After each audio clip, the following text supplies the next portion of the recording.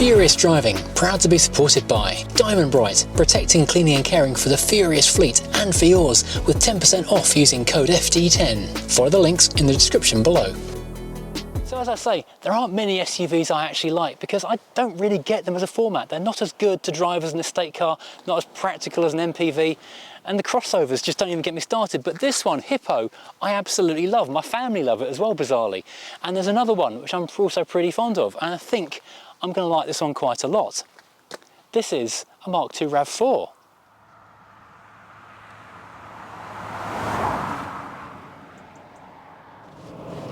Hello and welcome to Furious Driving, and you join me today at the wheel of my nemesis, as in an SUV. Yes, you know I don't like SUVs very much, but a few of them, a select few, I do have a bit of a soft spot for.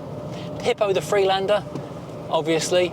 The Mk2 Rav4, when I first drove that, I was blown away by how it felt like a proper little four-wheel drive off-roader, but still had some sort of car comforts that made it really practical and adaptable. A real SUV, a true SUV, a proper 4x4 with comfort. The Suzuki Jimny falls into that same category. And there's one more, and that's this, the Mk2 Rav4, which, like the Mk1, is a proper little comfortable off-roader. Cracking little thing.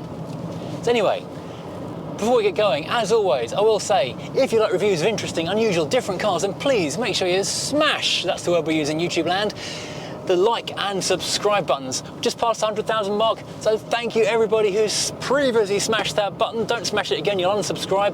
But if you've got a friend you want to tell about this channel, then please do. Keeping on growing is a good thing. Anyway, so this is the Mk2 Rav4, the XA20 if you want to get all codey and nerdy on it, which I'm sure you do, that's why you're watching this channel. It was around from 2000 until 2006, but incredibly, work on it began and in 1995, just 1 year after the launch of the first version.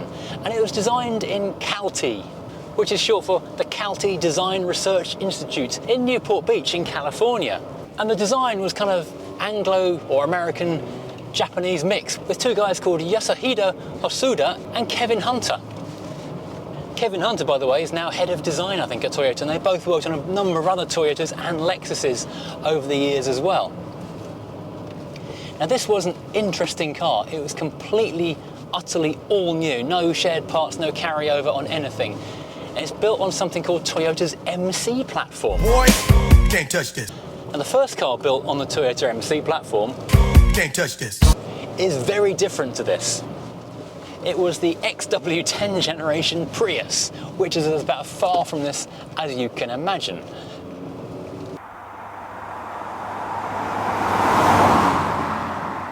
However, there was a facelift to the platform, if you like, and this was the first car on the new MC platform. have a time. So all new in every way you like to think about it, really. And being on a sort of semi-car derived platform, it does share a few parts with Camry and Corolla. And Toyota don't do platform sharing the same way that other manufacturers do, where they basically got a floor pan. It's more component level than that, so that's why it can be shared with so many things and be so different. But this was offered in a couple of different guises.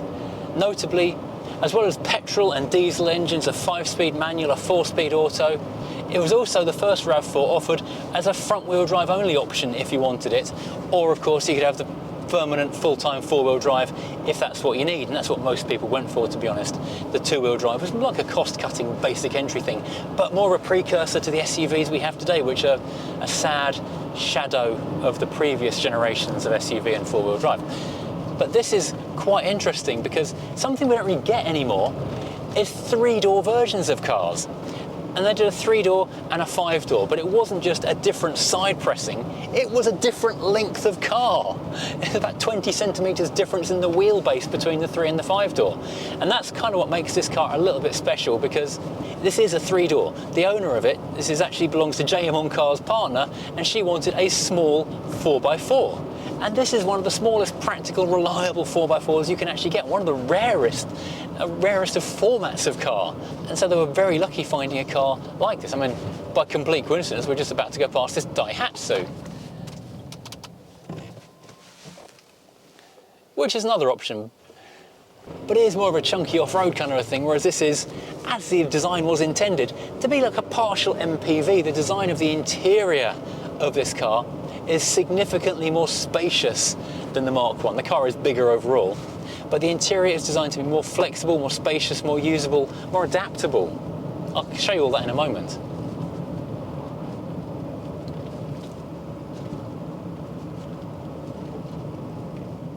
So the 5-door has a wheelbase of 2490mm, whereas the 3-door has a wheelbase of just 2280mm, so it's quite a big difference. And the range really grew in terms of engines. There's a 1.8, 2 litre and 2.4 petrols and a 2.4 diesel as well. This one though is the new VVTi 2 litre petrol. And that means it's got 150 horsepower, which is well, kind of average for a late 90s, early 90s 2 litre. So good for a sports car, quite amazing for a tiny SUV. And the thing weighs next to nothing. It weighs 1,250 kilograms, which is ridiculous. So it's got 0 to 60 of about 10.5 seconds, and it'll get about 32 mpg. Now bear in mind, that's got the drag of an all-wheel drive system in it. So there you go.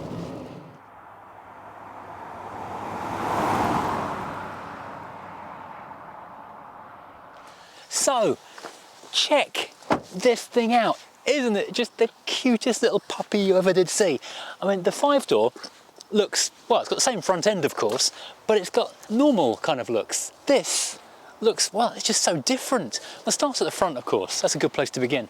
Begin at the beginning. At the front, you can tell it was designed by an influence of both Japanese and Anglo-American style of influences, because there are certain big Japanese things. The headlights are like manga eyes. Then you've got sort of more discreet American style looks to it, but then the whole thing just mixes up and looks pretty good. I like it. But then moving back, and this is so cool. With a 20 centimetre shorter wheelbase, it looks like a little toy. It's very tall. I mean, it's pretty much as tall as I am. But short and squat, these huge B-pillars, and this amazing raking to it just makes it look like it's going fast even when it's standing still. And the wheels, because it's such a short length of car, even though they're only 16-inch, but they're quite high side profile, they look enormous as well. It looks like a toy in the best possible way. And around the back, we've gone full-on Defender. We've got an outside spare wheel to save space, like on the early Freelanders as well. So other similarities, side opening door. Curious, doesn't open all the way though. That's quite odd. I guess that's something, no, I don't know why it does it. It just does. But there you go. It's interesting. I love this, like in a Pajero, the big cutout in the chunky bumper. The styling is just amazing. But one little eccentricity, when the boot is open, the tailgate if you like, you can actually see the exhaust, which you can't see when the tailgate's shut. And they seem to have mounted the parking sensors inside the door for some reason. That'll do, pig, that'll do. Right, so let's take a quick look around the inside of this car. Now, first of all, it is a really interesting design because they've completely changed from the 5-door to this 3-door look. So we've only got this small rear window, interestingly curved, big B-pillar, and lots of sculpting going on. I like this. Getting into the car, not pillarless, so a proper frame, which is probably better for longevity. Interesting curvy shape though. You can tell it came out in the 90s because, well, interesting curvy shape. And very interesting door as well. So huge, very, very long door, coupe style door almost. Bit of padding, soft stuff just here, a few two-tone bits and pieces here amongst the elephant hide. Very typical Japanese car of the era, plastic door handles, chunky door lock, that kind of stuff. Then we've got almost podular kind of design down here. We've got the fake Allen bolt heads around the speaker grille, which is in silver. We've got this kind of pod area for the 2 electric windows and the door locking and door lockout. Then we've got this door pocket, which is open to the elements. Bit of spotty pattern design, typical 90s again. Curious design, also separated into 2 separate areas. Interesting stuff. We also get Rav4 door kicks, which are, oh, interestingly, a clear cover over the embossed thing. That's quite curious. I'll show you the back in a second. Those fold back to make it into a little van if you want it to be that kind of thing. So stepping in, and the seats, hard-wearing, nice grey fabric. It feels got chunky, it's supportive, it's well thought out, and you've got the look-through headrests like on a Volvo. The back seats, I'll show you them in a second, they're quite interesting, the way they fold and recline. Very quite curious. Stepping aboard, so much of this stuff is so stereotypical Japanese car of the era. The big mirror switch, the chunky switches here, the flippity out air vents, all that kind of stuff, and then random just square buttons that came from a parts bin long ago. Then we have the instrument binnacle. This is kind of cool. This is a bit Alfa Romeo-ish in the kind of curved binnacle top, the white dials and then separated. The rev counter, even though it's a small SUV, it's a tiny off-roader, the rev counter lifts out of this cover. It's actually separate. It's actually its own separate cone, if you like. And on a white background, it feels like you're in like a Focus RS or something. So it's all quite cool. And of course, being the early noughties, everything is highlighted in the silvery plastic stuff. It's also slightly ovoid, very Men in Black. Moving into the centre, I should mention big T-shelf area up here, nice solid T-shelf, ideal for putting stuff up here, picnicking, perfect. This centre console kind of lifts and rises out of the middle. Again, more silvery 90s, noughties plastic and more shiny plastic and big buttons because, well, Japanese/American market. Below that, we've got aircon, outside temp options so you can see what temperature is outside. But again, an interesting mixture of big and chunky and then randomly tiny. So you've got a little tiny digital clock, the tiniest little hour a minute adjuster buttons just there, random little hazard light switch. Underneath we've got ashtray, got a lighter socket, a few blanking plates for other stuff. Adjustable cup holders, they do think of literally everything because you don't know if you're going for an espresso or a big gulp, you need to be prepared. The nice 5-speed manual gearbox, coin holder because designed in the 90s, cup holder again, so 3 cups on the go and only a 2-seater. And this is quite cool. The 12-volt outlet socket's down here, covered by a spring-loaded flap, so if you're not going to use it, it looks tidy. That's really good.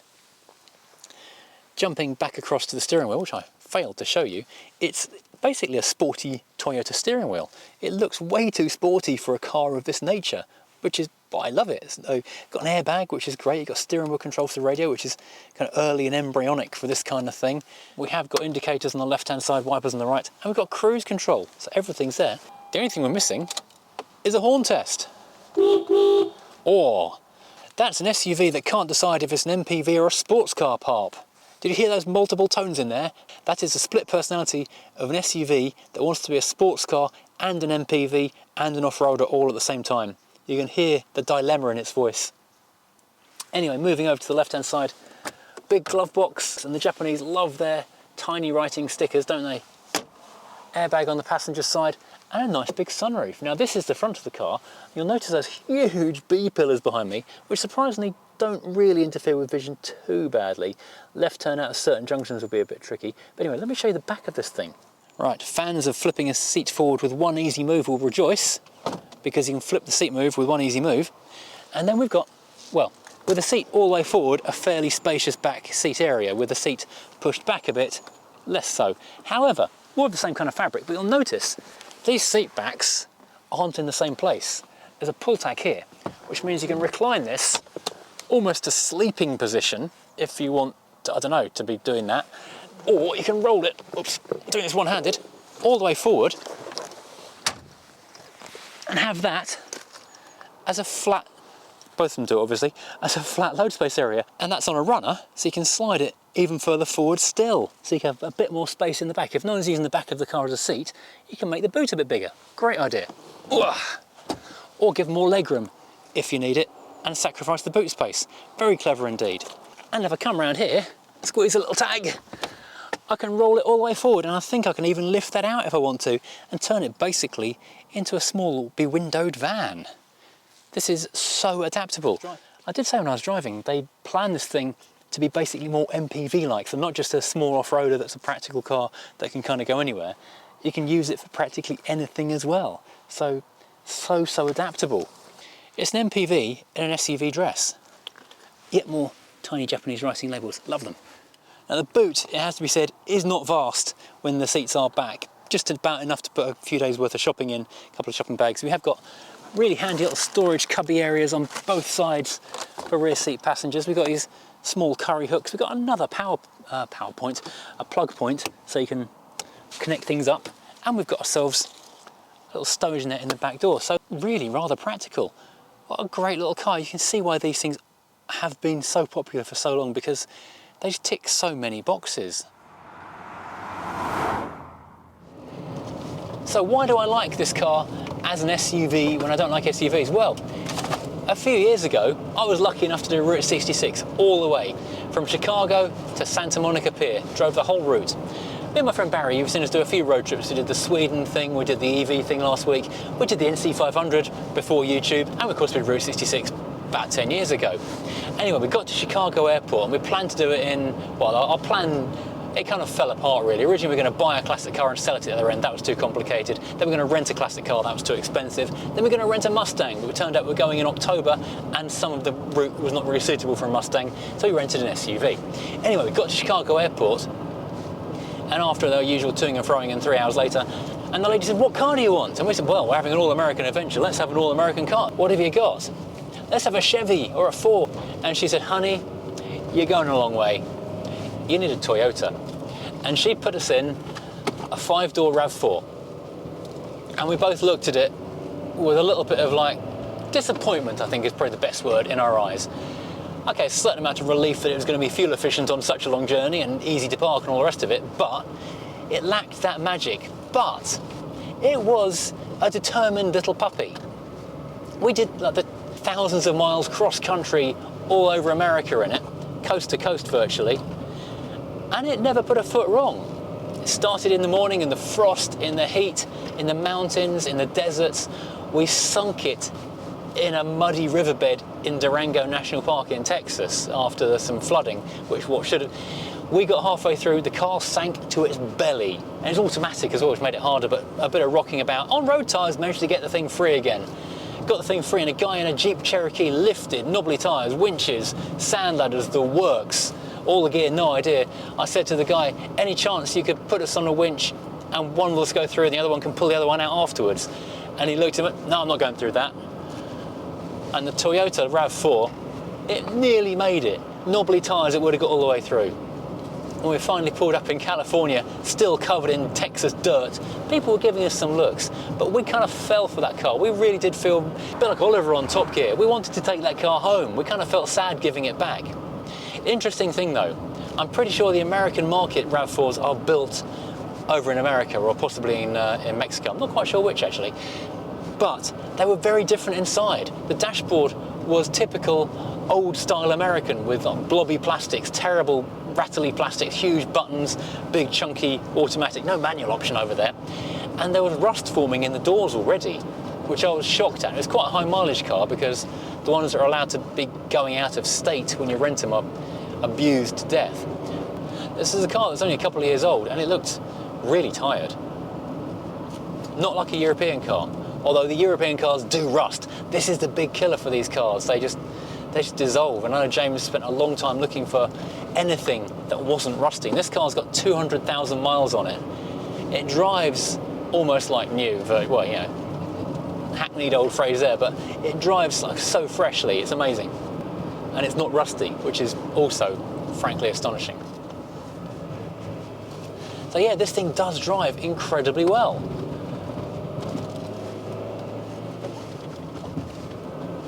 So thank you for watching. I hope you've enjoyed this ride out in this brilliant little Toyota. It's such a fun thing. I love how it's so small, so compact, yet so spacious and so usable.